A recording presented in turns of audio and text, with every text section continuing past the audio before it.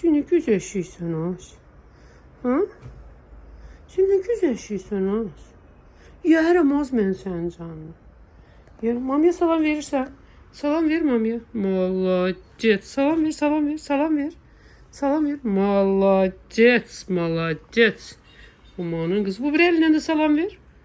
Молодец. Ay, kimin belə ağıllı kızı var? Kimin? Kimin? Kimin belə gözəl kızı var? Day, ağ eləmə də, ağ eləmə. Yesin az mamacan.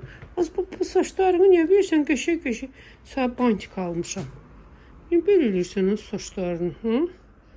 Güzel. Ataq sənin qaqaya baxsın sənə. Nənəyə də ataq. Qoy nənə də baxsın sənə. Baxsın nənə sənə. Qırmızı danlı qız. Güzellik. Cancanışım benim. Seni yerim, az beni yerim.